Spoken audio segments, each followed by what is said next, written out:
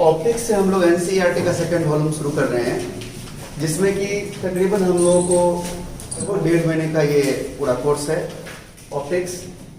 इसमें हम लोग दो प्रकार के ऑप्टिक्स के बारे में जानेंगे, एक ज्योमेट्रिकल ऑप्टिक्स और दूसरा वेव ऑप्टिक्स। तो सबसे पहले ऑप्टिक्स में मुख्य रूप से हम लोग प्रकाश और प्रकाश के बिहेवियर यानी लाइट और लाइट का जो बिहेव होता है उसके बारे में पढ़ेंगे। तो ऑप्टिक्स फिजिक्स का वो ब्रांच है जिसमें हम लोग लाइट और उसके नेचर्स के बारे में, बिहेवियर के बारे में पढ़ते हैं। यानी हम इसके बारे में कहेंगे कि it is that branch of physics in which we study about the light and its behavior.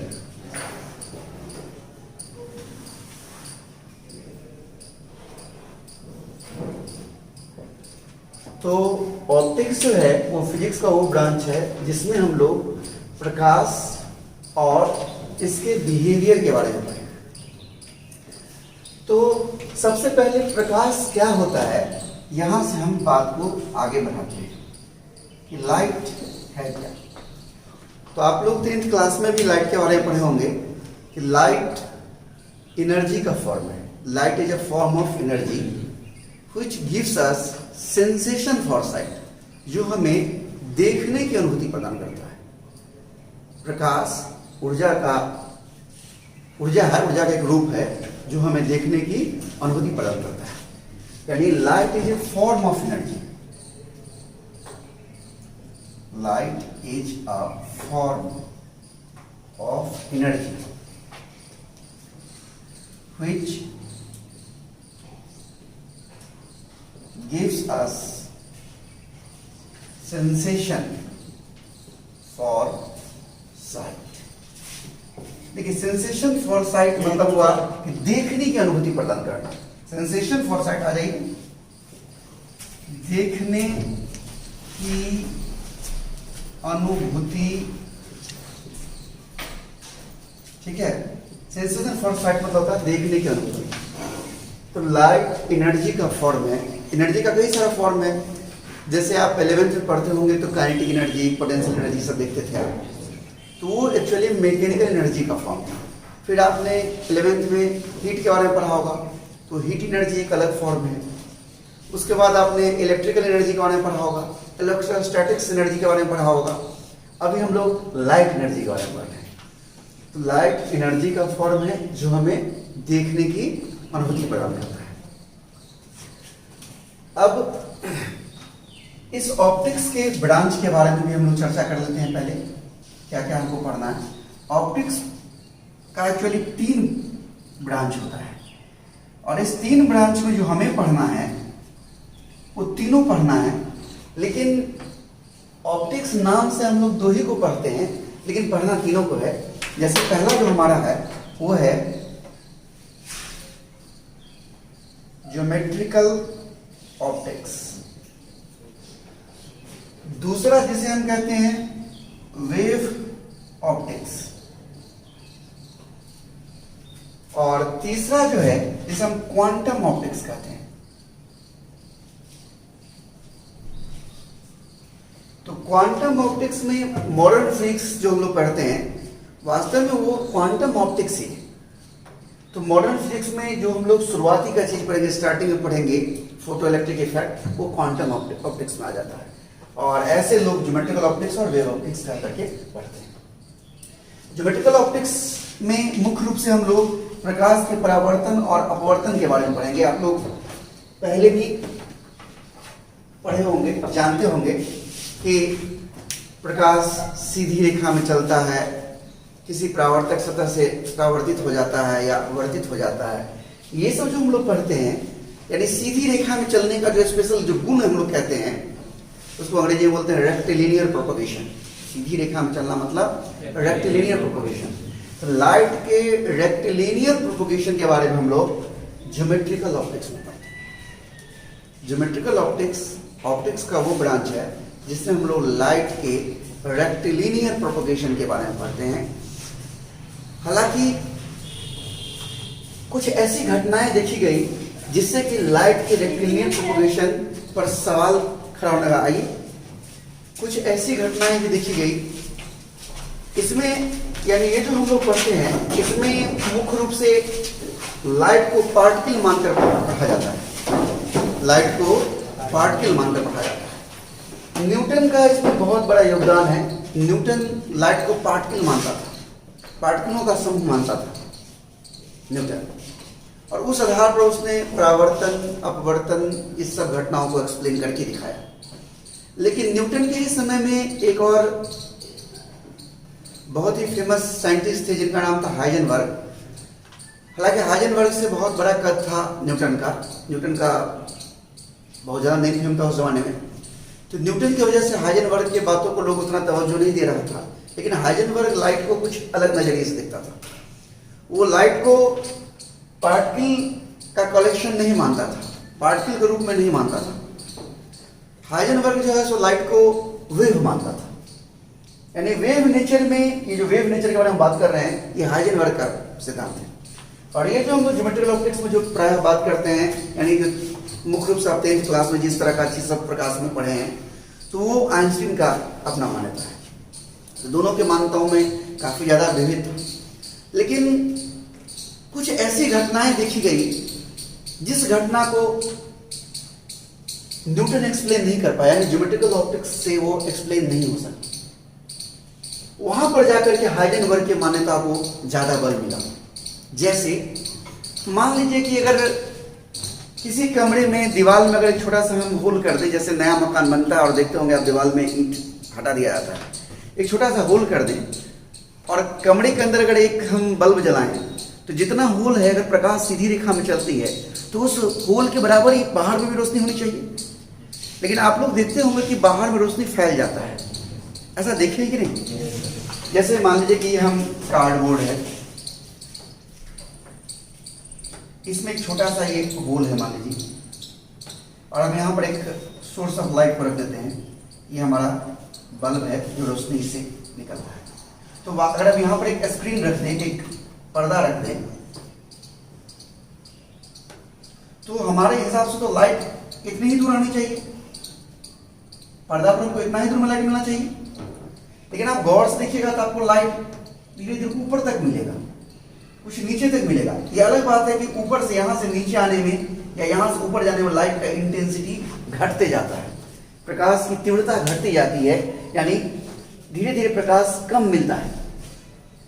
लेकिन मिलता तो है, अगर प्रकाश सीधी रेखा में चलता है तो हमको जितना ये होल है, ये जितना ये छेद है हमारा, ये होल है, तो इस होल के हिसाब से ही लाइट मिलना चाहिए था यहाँ। लेकिन ऐसा नहीं होता है, लाइट हमें इसके ऊपर भी मिलता है। ये अलग बात है कि उसका इंटेंसिटी, तीव्रता घटते जाता है, और इसके नीचे भी मिलता है। तो यहाँ पर कुछ ना कुछ तो है। ये बात तो झुठला रहा है कि लाइट सीधी रेखा में चल रहा है। इस ज्योमेट्रिकल ऑप्टिक्स के सिद्धांत को झुठलाया जा रहा है। तो जब ज्योमेट्रिकल ऑप्टिक्स के सिद्धांत को झुठलाया जा रहा है तो इसके पीछे कोई लॉजिक्स होगा। वो लॉजिक्स क्या है? वो लॉजिक्स जो है वो वेव ऑप्टिक्स से क्लियर हुआ। यानी ये जो लाइट मुड़ जाता है, देखते किनारे से, इसको डिफ्रैक्शन बोलते हैं, डिफ्रैक्शन की घटना। तो ये एक्सप्लेन हाइजेनबर्ग कर पाया वेव ऑप्टिक्स के जरिए। ये हमारा ज्योमेट्रिकल ऑप्टिक्स के जरिए एक्सप्लेन नहीं हो पाया। सबसे पहले लाइट को पार्टिकल माना गया। अभी कुछ घटना आपने एक मैंने छोटा सा उदाहरण दिखाया, और भी कई उदाहरण हैं, और भी कई सारे उदाहरण। इंटरफेरेंस का एक उदाहरण है, जब दो लाइट सोर्स से लाइट जब चलता है किसी मीडियम में, तो कहीं कहीं पर ज्यादा रोशनी मिलता है और कहीं कहीं पर रोशनी कम मिलता है। तो लाइट का इंटेंसिटी किसी किसी पॉइंट पर ज्यादा हो जाना, किसी किसी पॉइंट पर इंटेंसिटी कम हो जाना, इस घटना को इंटरफेरेंस कहते हैं। ये सब आपके बोर्ड के लिए बहुत इंपॉर्टेंट क्वेश्चन है। यंग्स डबल स्लिट एक्सपेरिमेंट अगर आप क्वेश्चन बैंक देखे होंगे तो प्रायः हर साल अल्टरनेट ईयर्स में पूछता ही पूछता है। तो ये सब घटनाएं जो देखा गया वो सब न्यूटन की थ्योरी से एक्सप्लेन नहीं हो पाया। वो कहाँ एक्सप्लेन हो पाया? वेव ऑप्टिक्स, हाइजेनबर्ग के प्रिंसिपल से। लेकिन यहाँ पर भी देखिए, जो काम ज्योमेट्रिकल ऑप्टिक्स से नहीं हो पाया उसको एक्सप्लेन किया वेव ऑप्टिक्स। अब देखिए, एक नई घटनाएं 1887 ईस्वी में घटी, जिसमें कि हेनरी हर्ट्ज वैज्ञानिक का नाम है, आप सुने होंगे हेनरी का हर्ट्ज बोलते हैं। उसने क्या देखा, हर्ट्ज ने देखा कि किसी मेटालिक सरफेस पर, कोई धातु का सरफेस हो, स्पेशली अगर वो अल्कली मेटल हो, सोडियम पोटेशियम ये सब, मेटालिक सरफेस पर जब प्रकाश पड़ता है तो उससे इलेक्ट्रॉन निकलता है। उसे क्या देखा? इलेक्ट्रॉन निकलता है। ये प्रकाश पड़ने से इलेक्ट्रॉन निकले, ये हमारा मेटालिक सरफेस है। प्रकाश पड़ने से इलेक्ट्रॉन निकलता है, ऐसी घटनाएं देखा।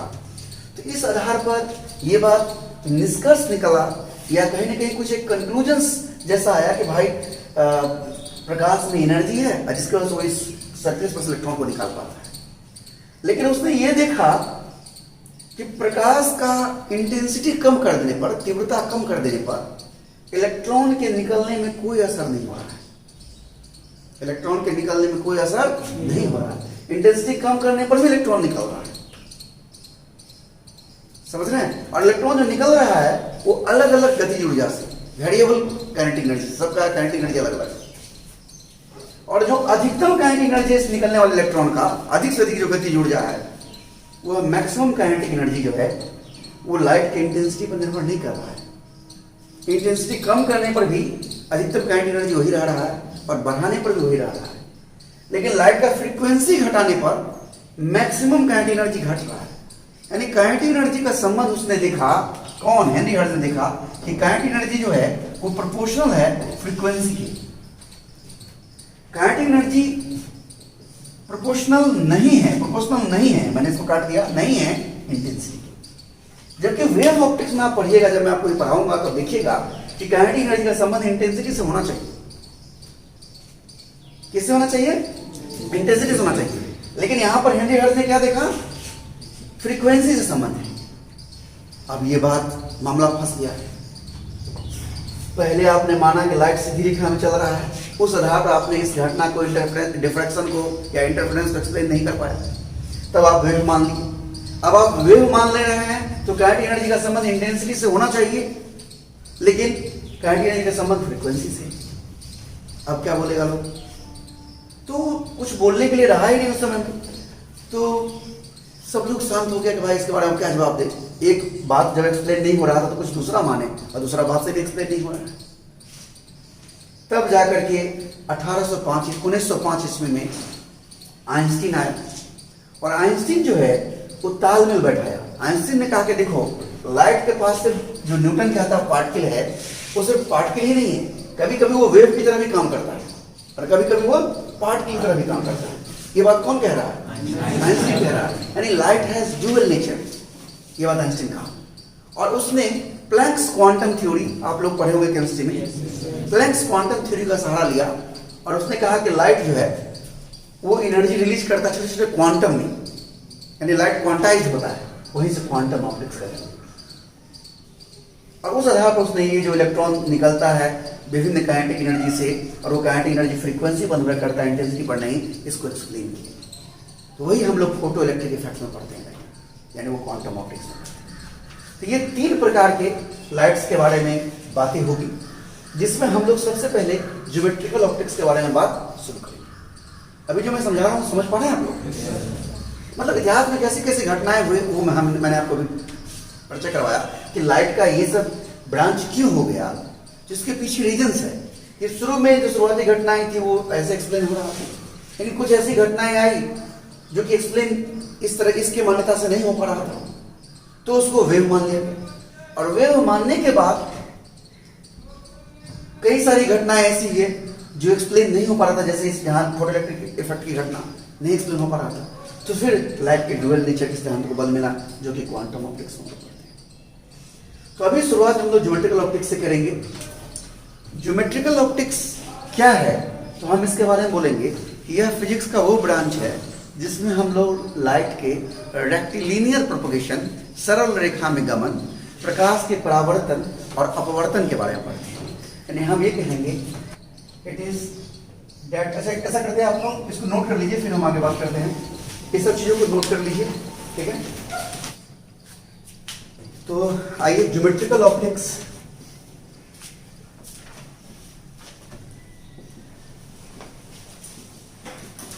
क्या है ये हम लोग जानते हैं। ज्योमेट्रिकल ऑप्टिक्स फिजिक्स का वो ब्रांच है जिसमें हम लोग प्रकाश के परावर्तन, अपवर्तन और रेक्टिलिनियर प्रोपगेशन के बारे में मुख्य रूप से पढ़ेंगे। यानी it is that branch of optics in विच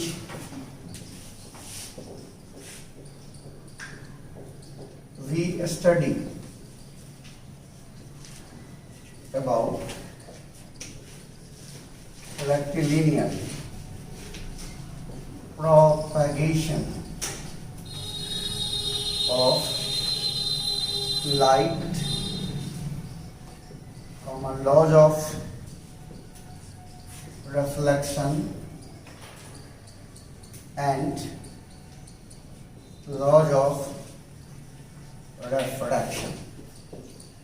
ध्यान दीजिए, हमने कहा कि ज्योमेट्रिकल ऑप्टिक्स वह ब्रांच है, it is that branch of optics. Optics का वो पार्ट है जिसमें हम अध्ययन करते हैं, स्टडी करते हैं अबाउट रेक्टिलिनियर प्रोपगेशन। मतलब होता है सरल रेखा में गमन, सीधी रेखा में गमन इसको कह सकते हैं आप। इसका मतलब होता है सरल रेखा में गमन, सरल रेखा में गमन करना मतलब होता चलना।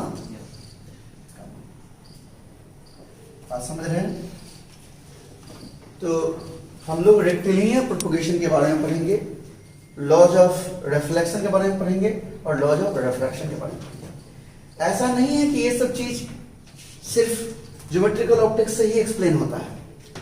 जब वेव ऑप्टिक्स का कॉन्सेप्ट आया तो वेव ऑप्टिक्स के कॉन्सेप्ट से हाइजेनबर्ग इन सब चीजों को तो एक्सप्लेन कर ही दिया, और जो चीज ज्योमेट्रिकल ऑप्टिक्स से एक्सप्लेन नहीं हो रहा था उसको भी एक्सप्लेन किया। इसीलिए इसके बाद उसको मान्यता मिल गया ना, इससे बेहतर चीज हुआ है। तो ये है, जबकि यहीं पर हमारा जो वेव ऑप्टिक्स है इसमें हम लोग लाइट के वेव नेचर के बारे में पढ़ेंगे, जिसमें कि हम लोग इंटरफेरेंस, डिफ्रैक्शन, पोलराइजेशंस, इस सब चीजों के बारे में बात करेंगे वेव ऑप्टिक्स में। बोलेंगे कि it is that branch of optics in which we study about wave nature of light. और तीसरा जो हमारा क्वांटम ऑप्टिक्स है,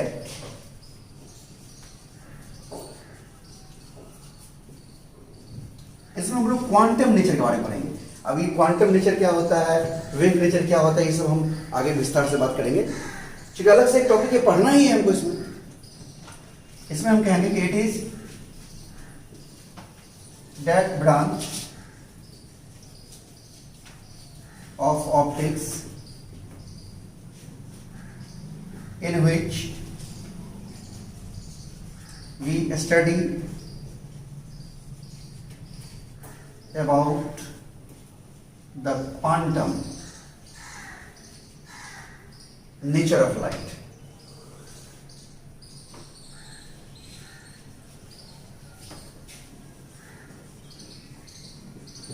क्वांटम नेचर में होता है क्या कि लाइट कंटिन्यूअसली नहीं होगा, एक छोटे छोटे टुकड़ों में। ऐसे समझिए जैसे आप पानी नल से लगातार गिरे और उसको अगर आप कम कर दें तो बूंद बाय बूंद गिरे, एक के बाद एक जो हुआ वो क्वांटाइज हो गया, और लगातार हुआ तो कंटिन्यूस हो गया। ऐसे समझिए जैसे आप बिस्किट खरीदते हैं तो पैकेट से एक बिस्किट निकालते हैं, फिर दूसरा निकालते हैं, वो क्वांटाइज हुआ।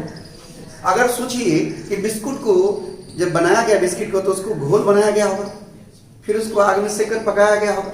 अगर उसके घोल को ही उस डब्बा में पैक करके आपको देता, आप खोलते ऐसे मुंह डाल के पी लेते। तो लगातार तो कंटिन्यूस हो जाता है।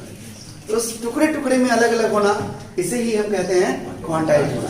तो जो हमारा क्वांटम फिजिक्स है, सच ही तो मॉडर्न फिजिक्स आज का जो समय में जितनी सुविधाएं हम देख रहे हैं, हमारे पास मोबाइल, कंप्यूटर और भी जितने भी इलेक्ट्रॉनिक्स उपकरण देख रहे हैं, वो सब हमारा मॉडर्न फिजिक्स की ही देन है। मॉडर्न फिजिक्स कहीं ना कहीं मानव सभ्यता में बहुत बड़ा परिवर्तन लाया, और वो हमारे 20वीं शताब्दी यानी 1905 ईस्वी में आइंस्टीन के क्वांटम ऑप्टिक्स यानी फोटोइलेक्ट्रिक इफेक्ट के एक्सप्लेनेशन के बाद शुरू हुआ। हालांकि इसके पीछे भी बहुत सारा लॉजिक्स है और इतिहास में बहुत अच्छी अच्छी घटनाएं हैं, लेकिन अभी हम लोग को उतनी घटनाएं जानने की जरूरत नहीं है, लेकिन बहुत बेहतरीन घटना सब है। आपको आश्चर्य लगेगा, इस ऑप्टिक्स पर 150 वर्ष से अधिक तक शोध हुआ है। जिसको आप पढ़ते हैं इतनी सरलता से, वो 150 वर्षों तक शोध हुआ है इस पर, और भिन्न भिन्न साइंटिस्टों का भिन्न भिन्न प्रकार का मत रहा है, और बहुत फजीहत के बाद इस तरह का डेवलपमेंट हो पाया। तो अभी फिलहाल हम इतना बात करते हैं कि क्वांटम ऑप्टिक्स में हम लोग लाइट के क्वांटम नेचर के बारे में पढ़ेंगे, और उसी में हम आगे चल करके इलेक्ट्रोमैग्नेटिक वेव जैसे एक्सरे वगैरह सब के बारे में भी जानेंगे। उसके बाद जाकर के आप कोई चीज़ क्यों गुड कंडक्टर होता है, कोई चीज़ क्यों सेमी कंडक्टर होता है, कोई क्यों इंसुलेटर होता है, तो इन सब चीज़ों को भी इसी से एक्सप्लेन किया जाएगा। साथ ही साथ जितने भी इलेक्ट्रॉनिक्स डिवाइस में जैसे आईसी वगैरह आप सुने हुए, इंटीग्रेटेड सर्किट, आईसी मतलब होता है इंटीग्रेटेड सर्किट, तो वो सब ये एलईडी आजकल सुनते हैं कि एलईडी बल्ब है, एलईडी टीवी आ गया। एलईडी मतलब होता है light emitting device, light emitting diode होता है। तो ये एलईडी वगैरह को भी हम लोग इसी मॉडर्न फिजिक्स में यानी इस क्वांटम ऑप्टिक्स की वजह से ही आगे हम जान पाएंगे। तो ये अपना एक अलग बड़ा ब्रांच है। तो फिलहाल अभी हम लोग ज्योमेट्रिकल ऑप्टिक्स को शुरू करेंगे, और ज्योमेट्रिकल ऑप्टिक्स में सबसे पहले हम बात करेंगे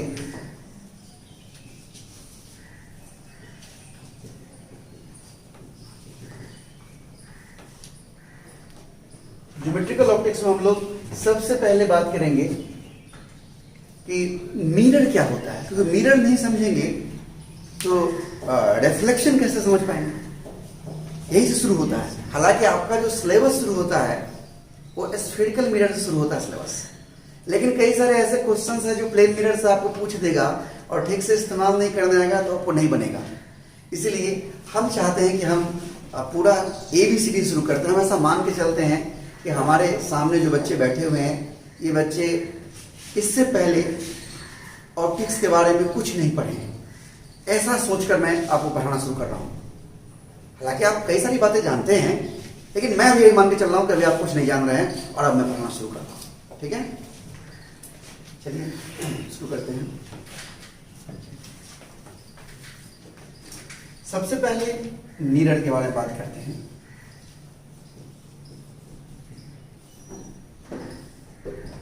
देखिए, मिरर के बारे में जब बच्चों से पूछा जाता है, कल ही एक गार्जियन आए बच्चा को लेकर, उन्होंने बताया कि देखिए मेरा बेटा इस बार 90% नंबर लाया है, बिहार बोर्ड में मधुबनी में 6ठा स्थान है वगैरह वगैरह सब बताया।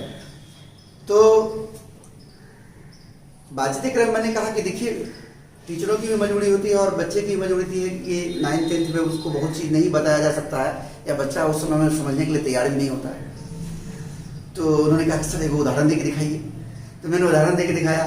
मैंने उस बच्चा से सिर्फ पूछा कि प्लेन मिरर किसको कहते हैं, तो मुझे कहने लगा कि जिसका सतह प्लेन हो तो एक तरफ से कलर कर दिया गया हो, इस तरह की बहुत सारी बातें, लेकिन वो सही बात क्या है वो कह नहीं पा रहा। तो उसी तरीके से मिरर के बारे में भी कहेंगे तो आप लोग कहने लगेगा कि जिसका एक सतह कलर किया गया हो, दूसरा सतह चमकीला हो, ये सब बातें नहीं। कोई भी चमकीला सतह, any smooth and shining surface is called mirror. हाँ, अगर उसमें अगर एक शब्द जोड़ दे तो और अच्छा हो जाएगा, कि जिससे कि कॉन्टिन्यूअस रिफ्लेक्शन हो। रिफ्लेक्शन हर जगह से होता है। अगर मैं आप लोगों को देख पा रहा हूं तो इसके पीछे क्या हो जाए जानते हैं? प्रकाश आप लोगों के चेहरे पर करके रिफ्लेक्ट होकर हमारी आंखों तक पहुंच पा रही है, तभी हम देख पा रहे हैं आपको। अगर प्रकाश आपके चेहरे से हमारे आंख तक नहीं पहुंच पाए तो मैं आपको नहीं देख सकता हूं। लेकिन फिर आप ये अगर सर क्या मेरा चेहरा मिरर है, तो उसका जवाब क्या होगा कि नहीं है। इसके पीछे रीजन ये है कि रिफ्लेक्शन तो है लेकिन वो कॉन्टिन्यूअस नहीं है। तो यहां पर एक शब्द हम जोड़ कर बोलेंगे कि any smooth and shining surface from which continuous reflection takes place is called mirror. आप एक स्टील का भी बर्तन हो और कॉन्टिन्यूअस रिफ्लेक्शन हो तो उसमें आप मिरर की तरफ अपना चेहरा देख सकते हैं, कई बार आपने देखा भी हो। तो इसके लिए कोई कलर हो ये हो कहने की जरूरत नहीं है, सीधा सा बोलेंगे हम लोग कि एनी कोई भी, any smooth and shining surface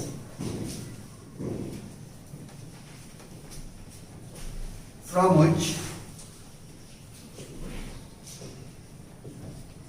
continuous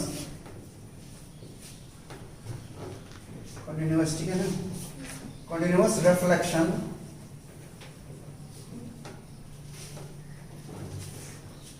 takes place is called, कोई भी स्मूथ और चमकीला सतह जहां से कि लगातार परावर्तन हो हम उससे मिरर, मिरर के बारे में यही जवाब है। परावर्तन लगातार हो रहा है तो मिरर है, ठीक है। अब मिरर के टाइप्स जानने से पहले हम बात कर लेंगे कि प्लेन मिरर क्या है, क्योंकि शुरुआत हम प्लेन मिरर से ही करेंगे।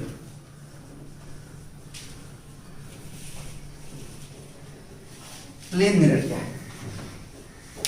आप में से ज्यादातर लोगों से को अगर प्लेन मिरर पूछा जाए तो आप जवाब देने में असक्षम पाएंगे। एक बार कोशिश करिए, आप में से कोई व्यक्ति प्लेन मिरर के बारे में आप क्या कहना चाहते हैं, कहीं क्या करके देखिए। वैसा मिरर जिसका परावर्तक सतह प्लेन। तो ऐसा कौन सा मिरर देखे जिसका परावर्तक सतह ऊपर खबर है? देखिए नहीं देखिए ना, तो नहीं कह पा रहे हैं। ये कि प्लेन मिरर आप लोग जानते हैं लेकिन आप कह नहीं पा रहे हैं, यही समस्या है। देखिए अच्छा छोड़िए वो सब बात, छोटा सा बात बताइए, प्लेन मिरर का फोकल लेंथ कितना होता है? इनफाइनाइट होता है। देख रहे हैं क्या कहा उधर का नहीं, plane mirror focal length infinite होता है, वहीं पर उसका जवाब छुपा हुआ है। जब फोकल लेंथ इनफाइनाइट है तो रेडियस क्या होगा? इनफाइनाइट। तो ऐसा मिरर जिसका रेडियस और कर्वेचर इनफाइनाइट हो वो प्लेन मिरर है। देखिए गौर से, एक छोटा सा हम सर्किल बनाते हैं, इतना बड़ा सर्किल बनाते हैं, और एक बड़ा सर्किल बनाता हूं, और देखिए मैं और बड़ा बनाना चाहता हूं लेकिन मेरे पास ऊपर जगह नहीं है, मैं नीचे ही बड़ा बनाता हूं इस तरह से। अब जरा सा मैं यहां पर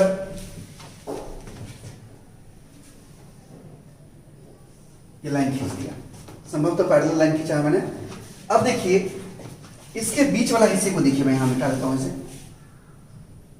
आपको थोड़ा टेढ़ा दिख रहा होगा, दिख रहा है ना। अब इसको यहां मिटा देता हूं, इसके तुलना में ये थोड़ा सीधा दिख रहा होगा, और इसको मिटा देते हैं।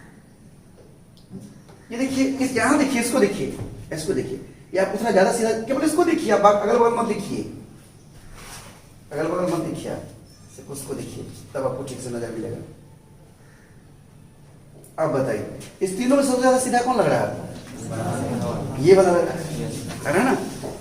देखिए इसका एक छोटा सा हिस्सा हमको सीधा दिख रहा है। ऐसे ही समझिए पृथ्वी एक बहुत बड़ा गोला है, तो उसका एक छोटा सा हिस्सा, हम अपना खेत खलिहान आंगन घर देखते हैं जिस हिस्से में है, तो हमको समतल नजर आता है।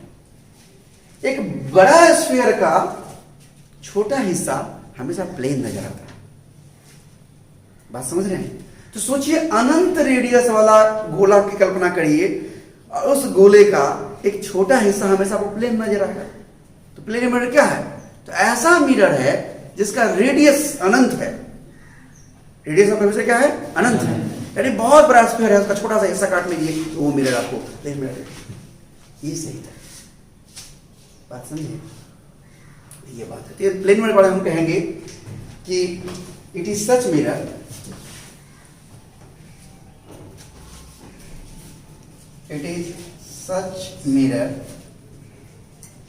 having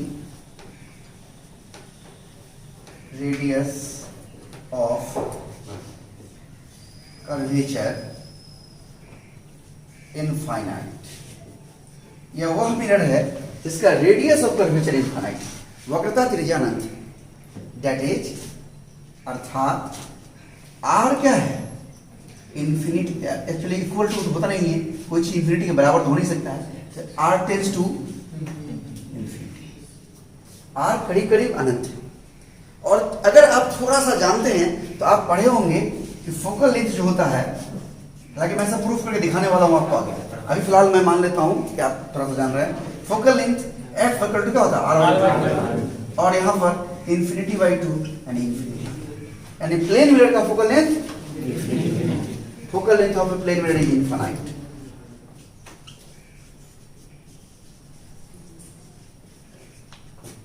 of a plane mirror is infinite. बात समझ रहे हैं? और हमने क्यों इस तरह से डिफाइन किया, क्योंकि बहुत बड़े स्फीयर का एक छोटा हिस्सा हमारा प्लेन मिरर होगा जो कि हमेशा प्लेन नजर आएगा, समतल नजर आएगा। इसीलिए हम इसको बोलते हैं कि प्लेन मिरर वैसा मिरर है जिसका रेडियस ऑफ कर्वेचर इनफाइनाइट है। ठीक है, आप तो नोट करिए, एक छोटा वाला ग्रुप में। तो अब हम लोग अभी जो प्लेन मिरर के बारे में सीखे हैं वहां से आगे बढ़ेंगे और लॉज ऑफ रिफ्लेक्शन के बारे में जानेंगे कि परावर्तन के क्या नियम हैं। प्लेन मिरर के बारे में हम और भी बहुत सारी जानकारियां इकट्ठा करेंगे, इन पहले लॉज ऑफ रिफ्लेक्शन जानते हैं, फिर प्रॉपर्टीज देखेंगे प्लेन मिरर में।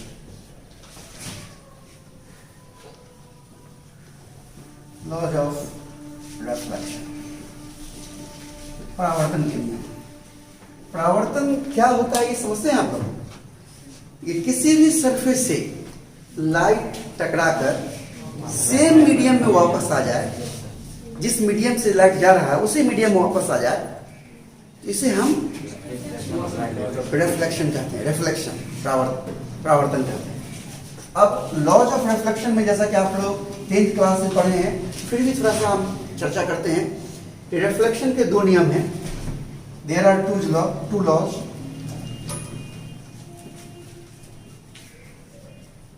पहला जिसमें हम कहते हैं कि एंगल ऑफ इंसिडेंस बराबर एंगल ऑफ रिफ्लेक्शन, आपतन कोण बराबर।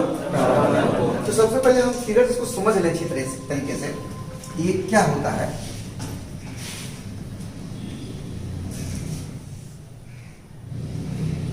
ये हमारा कोई रिफ्लेक्टिंग सरफेस है, परावर्तक सतह है,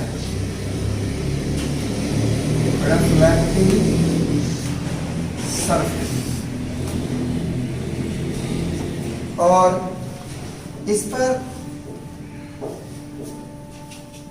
ये कोई लाइट हमारा आ रहा है, जो लाइट मिरर की तरफ आएगा उसे हम इंसिडेंट रे कहते हैं, इंसिडेंट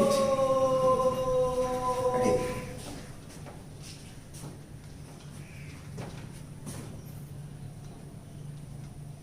जहां पर रे पड़े उस सतह पर नॉर्मल खींच देते हैं। हमेशा ध्यान रखिएगा, ऑप्टिक्स में अच्छा करने के लिए, अगर आप ऑप्टिक्स को अच्छी तरह से सीखना चाहते हैं तो जहां पर लाइट इंसिडेंट हो वहां पर तुरंत नॉर्मल खींचिए बिना समय गंवाए। तो ये इससे 90 डिग्री कोण बना रहा है लाइन, इसको हम लोग कहते हैं नॉर्मल, इसका नाम है नॉर्मल। हिंदी में इसको अभिलंब कहते हैं, नॉर्मल, देख रहे ना। और नॉर्मल और इंसिडेंट रे के बीच के एंगल को, इस एंगल को हम एंगल ऑफ इंसिडेंस करते हैं। इस एंगल को हम एंगल, मान लीजिए एंगल का नाम हम आई दे दिए। ये जो एंगल हमारा है, ये एंगल जो है हमारा, उसको हम कहते हैं एंगल ऑफ इंसिडेंस, जिसको हिंदी में हम लोग आपतन कोण कहते हैं। और जितना एंगल पर आ रहा है नॉर्मल से, उतना ही एंगल पर और उसी प्लेन में, प्लेन नहीं बदलेगा। यहां पर प्लेन का मतलब समझना है जैसे ये यहाँ पर प्लेन का मतलब है, जैसे बोर्ड के प्लेन में, ये बोर्ड एक प्लेन है, बोर्ड है ना एक समतल, और इस प्लेन में अगर इंसिडेंट रे है, इसी प्लेन में नॉर्मल है, और इसी प्लेन में हमारा ये रिफ्लेक्टेड रे है। ये हमारा जो मिरर से दूर जाता है, मिरर को छोड़ कर जाता है, उसे हम रिफ्लेक्टेड रे कहते हैं। और ये एंगल अगर इसको हम अगर आर कह दें, ये जो हमारा एंगल है इसे हम एंगल ऑफ रिफ्लेक्शन कहते हैं। और ये तीनों एक प्लेन का मतलब मैं ठीक से समझा रहा हूं बार बार। देखिए मैं इस बात पर बहुत जोर दे रहा हूं, यहाँ देखिए जोर से। अगर ये हमारा इंसिडेंट रे है, ये बोर्ड को टच कर रहा है, तो ये नॉर्मल ये बोर्ड को टच करेगा, और ये रिफ्लेक्टेड रे भी बोर्ड को टच करेगा, तीनों बोर्ड को टच कर रहा है। ऐसा नहीं कि ये नॉर्मल से ये एंगल मान लीजिएगा 30 डिग्री है, ये दोनों बोर्ड को टच कर रहा है, और ये बोर्ड के लंबवत यानी बाहर की ओर ऐसा हो जाए, ऐसा 30 डिग्री हो जाए, ऐसा नहीं हो सकता है। ये एक प्लेन नहीं हुआ, ये एक प्लेन नहीं हुआ। देख रहे हैं, आपको समझ रहे हैं क्या कह रहे हैं? ये एक प्लेन नहीं हुआ। एक प्लेन का मतलब है कि ये भी इसी लाइन में रहे। अगर ये बोर्ड को छू रहा है तो ये भी बोर्ड को, ये भी तीनों बोर्ड को छू रहा है। एक प्लेन का मतलब है कि पिछला जो सतह है वो तीनों को टच करना चाहिए। एक प्लेन का मतलब ये है। आप में से बहुत सारे लोग एक प्लेन का मतलब पहले से जानते होंगे कि ये नीचे वाला एक प्लेन। तीन बच्चे ये समझते हैं एक प्लेन मतलब इहो उसको छू रहा है, इसको ये भी छू रहा है, और ये नहीं होता है। एक प्लेन का मतलब इसका बैक का सरफेस, यानी हम ऐसे कहें, ये जो इसके पीछे जो हमारा जो सतह है, वो सतह, ये जो प्लेन दिख रहा है आपको, ये जो प्लेन दिख रहा है आपको, ये हमारा ये प्लेन इस प्लेन में तीन होना चाहिए। ये है इसमें बात समझ में आया? Yes sir. तो पहला जो नियम हमारा है, फर्स्ट लॉ जो है, वो कहता है angle of incidence equal to angle of reflection, that is I equal to R।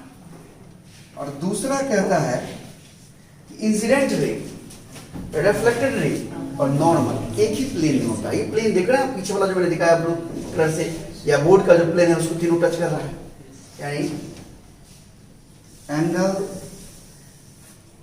Of incidence angle incident ray लिखना है।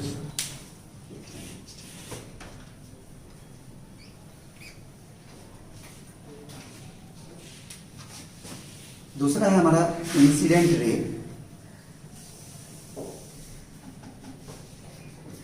Reflected ray and normal are in same plane. ये हमारा लॉज ऑफ रिफ्लेक्शन। इसे वेक्टर के द्वारा भी दिखा सकते हैं आप। अगर इंसिडेंट रे को अगर वेक्टर आई से दिखाएं, नॉर्मल को एन कैप से दिखाएं, और रिफ्लेक्टेड रे को अगर आर से दिखाएं, तो आई क्रॉस एन जो होगा वो हमारा वही होगा जो हमारा ये आर क्रॉस एन होगा। जरा हम यहां पर दिखाते हैं। Laws of reflection can be shown by vector method also। Vector method से भी इसको दिखा सकते हैं। कैसे दिखा सकते हैं, शुरू करते हैं। देखिए ये हमारा आई का दिखाएगा तो हमारा इंसिडेंट रे को बताएगा। वेक्टर अलोंग यानी unit vector along incident ray, ये बताएगा हमारा यूनिट मान रहेगा let unit vector along incident. ये हमारा एन कैप है, यूनिट वेक्टर अलोंग नॉर्मल।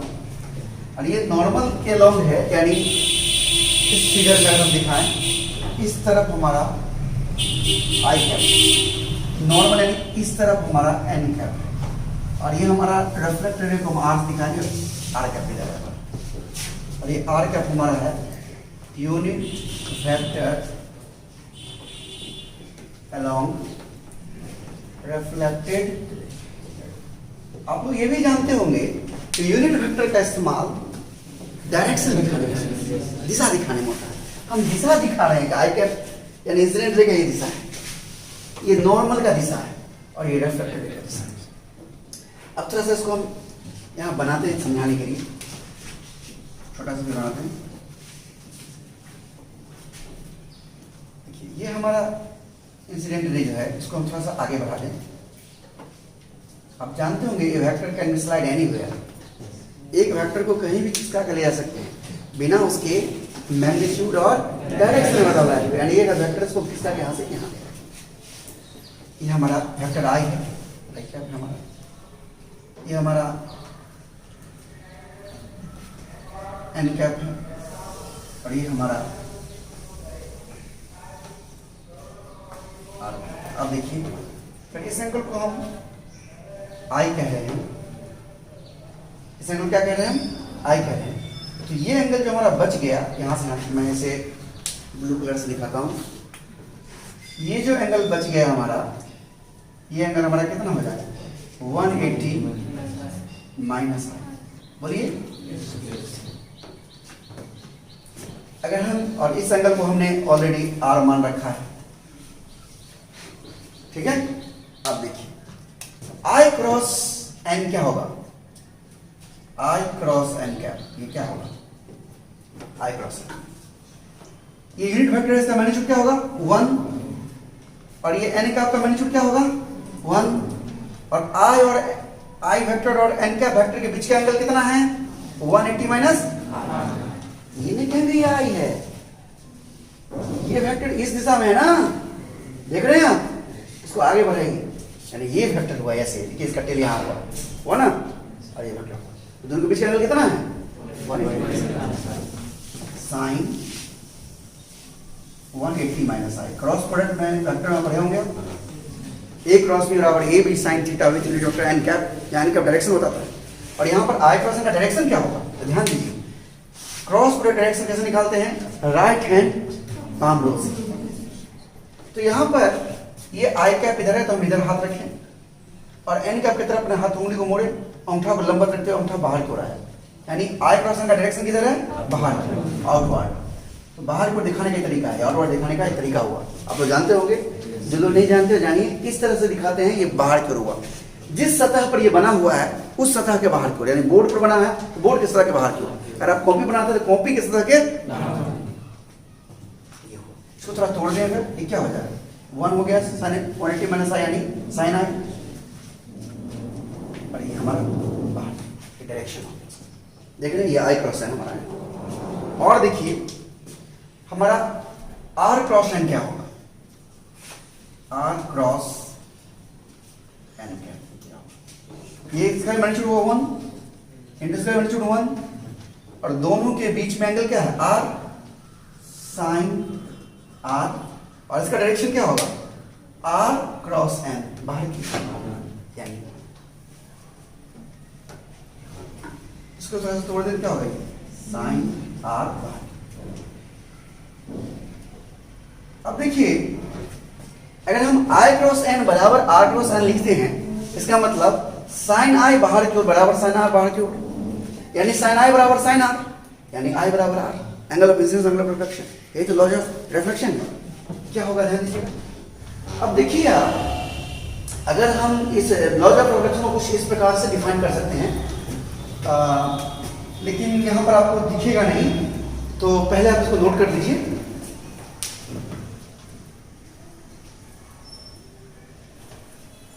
आप नोट कर लिए होंगे, यहाँ हमने बोर्ड साफ कर लिया है।